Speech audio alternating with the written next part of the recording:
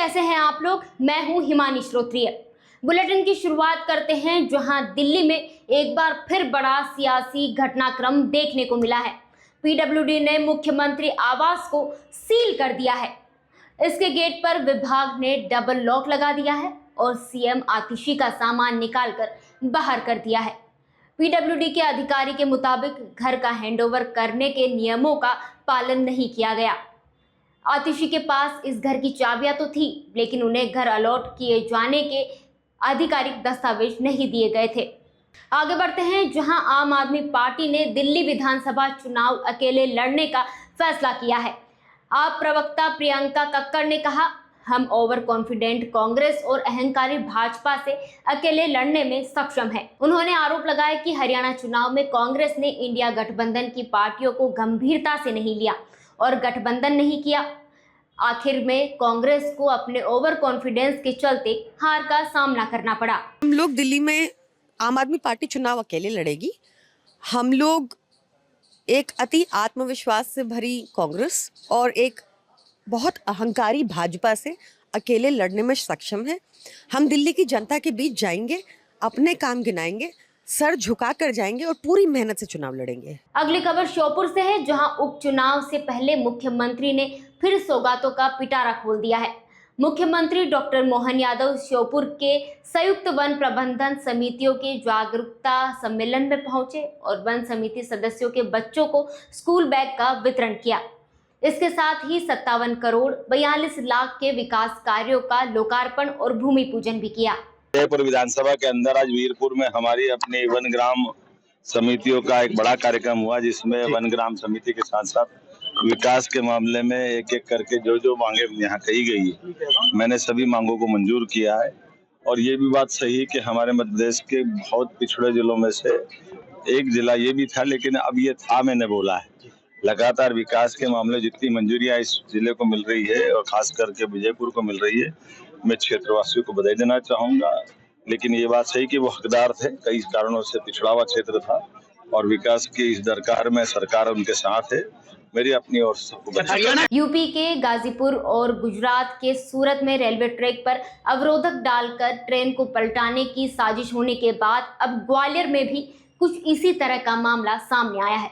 यहाँ लोहे की भारी भरकम चौकोर फ्रेम को ग्वालियर रेलवे स्टेशन से 2 किलोमीटर दूर ट्रैक पर रखा गया था। गनीमत रही कि मालगाड़ी के ड्राइवर ने इस फ्रेम को देख लिया और गाड़ी रोक दी और इसकी सूचना स्टेशन मास्टर को दी। प्रबंधक रेलवे स्टेशन ग्वालियर का एक मेमो प्राप्त हुआ था कि रेलवे स्टेशन बिरला नगर के किलोमीटर नंबर 1227/16A मालगाड़ी के सामने कोई लोहे का एंगल पाया गया था।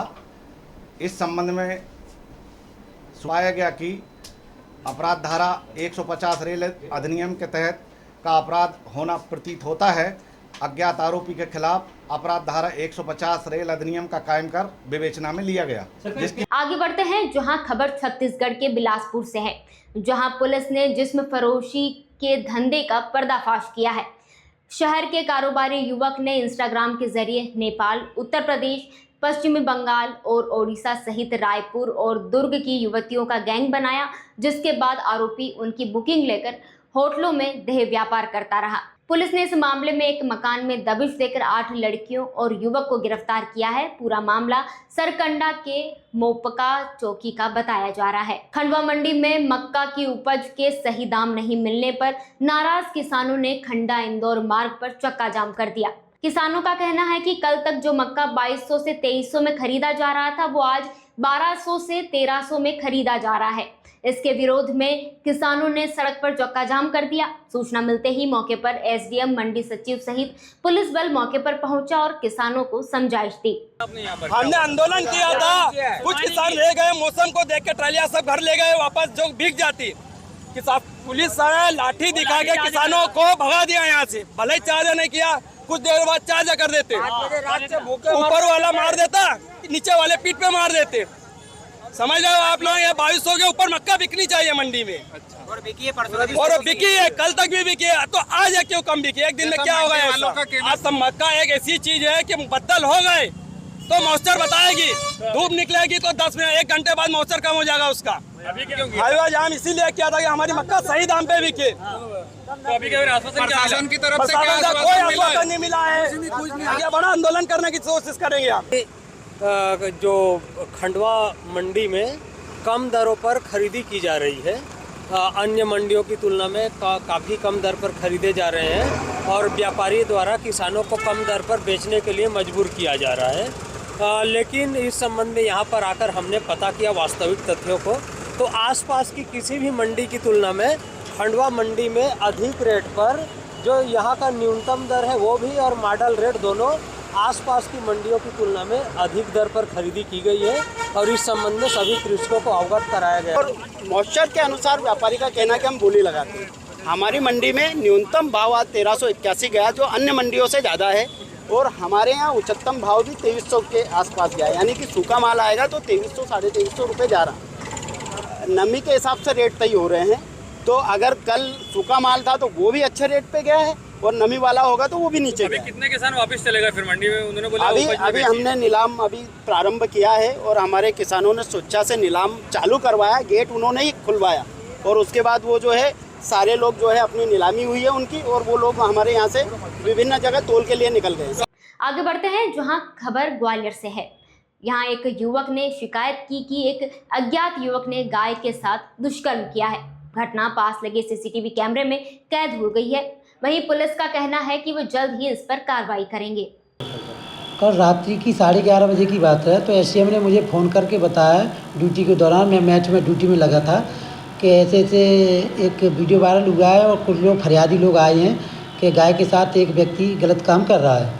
तो उसका वीडियो लेके आया था थाने पे। तो मैंने कहा ठीक है, तो मेरी ड्यूटी है, ड्यूटी के बाद आऊँगा, तब तक ये फरियादी लोग चलेगा। मैंने कि रात्रि में मैं आ रहा हूँ, तो सुबह ये आ गई। फिर वीडियो भी देखा मैंने, इस पर कार्रवाई देखी, तो फरियादी से FIR कराई और इसमें पशुक्रूरता अधिनियम के 1960 धारा 11 में FIR कराई है।